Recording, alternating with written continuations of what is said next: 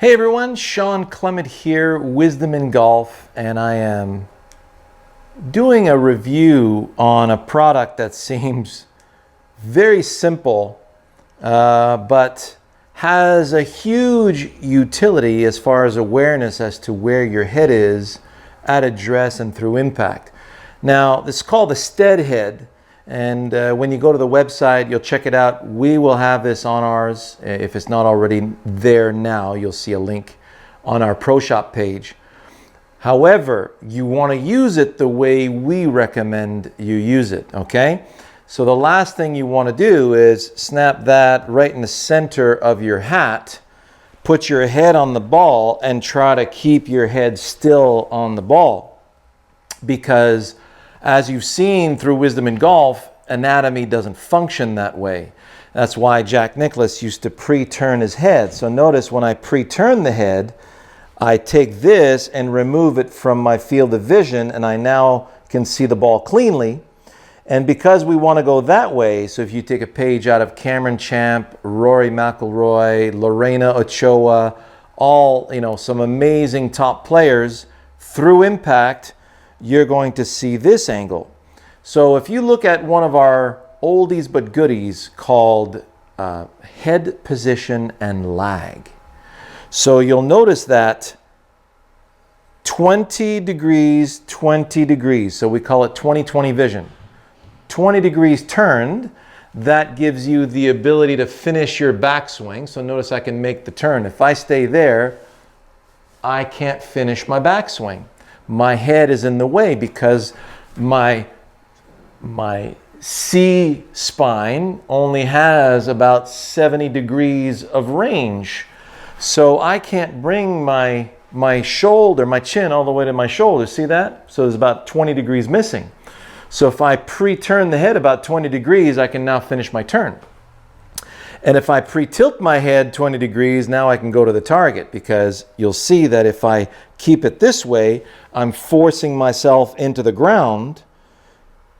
Whoop, now I just opened up the gate. I can now go toward the target. So if I'm skipping a stone on water, here's my stone. Yes, I can skip my stone. So notice my 20 degrees tilt. If I'm hammering a nail into a door frame, this is me hammering a nail straight down. So you notice my head's actually tilted the other way so that I can come downwards on it. Now I want to hammer this way. There we go. So now I can hammer in that direction. So notice my head, it's in 20/20 position. So this feels right here like the ball is basically at the bottom corner, bottom left corner of this unit. So all I have to do is keep the stem of the unit in that same position at all times. So 20/20, I can see my dandelion stem clearly. Still can. So off the ball goes, lands right next to the flagstick. I basically pull that 10 feet to the left of the flag. So contact with the ball, there's my 130-yard carry gap wedge, nice and smooth. And see that? Just 10 degrees left on the axis of the ball. So if I get to the top of the swing and my head moves forward, whoop, now the stem looks vertical, and you can see that I've come over the top. What did I do? Well, I simply defaulted to the ball and quit going toward my target. But if I stay towards my target, oh, look at that. Everything's unwinding from the inside, shallowing out. Right. So coming through, now it feels like I can go to the right edge of that intermediate point, back and through. So I'm there. So the ball starts right on the center line. And that was pasted very, very effortlessly. So I'm going to let it release just a little bit more to the right of my target. There we go, 135 carry. So 20 degrees, 20 degrees. I got it in that pocket. It stays in that pocket, stays in the pocket. So notice the ball keeps taking off exactly on the same line, and I'm just monitoring how I'm keeping it there. So just a little bit more draw than what I wanted. I mean, look at that. It just keeps climbing as far as the distance is concerned. Stay there. Good. Got it. Got it. So every one of those shots, and they just keep going further and further. Every one of those shots is basically starting on the same trajectory. Let's have a look at that.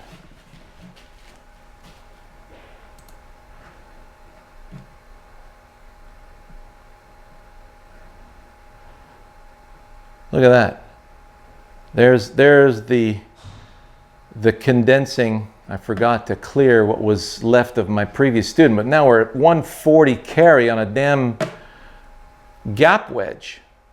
So if you want energy going that way toward the target, so you'll see as Cameron Champ gets to the top of his swing, his tilt actually increases dramatically in the downswing because he's going that way. If you look at another video of mine entitled De-lofting through proper tilt, okay? And then make sure you see a video entitled Tilt Acid Test. That's important because if you turn and turn, but you end up being on your back leg, you'll just drop kick it through the ball and scull the ball all day. So you notice when I get into that position, turn, tilt, I want to feel like the low point of my shot is still here in front of the ball. That's where I'm going to catch it nice and clean. I can't catch it clean. Can. That's going to gouge. No good. Still gouging, still gouging. Oh, now, there you go. Now we're good. Now we're good. Now it feels like I can go that way. So you notice also, there's how that kinetic chain stays much deeper, much longer. And that is also your ability to lag longer. If you go this way, well, you got to dump the lag. If you stay here, now we can lag all the way through the shot and the energy is going to be released over here well beyond the ball. So for 20 bucks, that's pretty good. That's a pretty good lesson. I would get one of these wholeheartedly and then use this video to help you guide it through, to help yourself through the proper motions. The last thing you want to do is keep the head still in a straight position in front of the ball, but once it's turned and tilted, then it stays naturally in place. Why? Because your focus is staying over there. I'm going that way, going that way. Whoop, no, I'm going toward the ball. Can't go to the target anymore. Up, yep, going to the target. No, drop kicking it into the ball. There it is. So now it feels like I can consistently move in that direction. Okay, so I hope you enjoyed that. See you in the next one.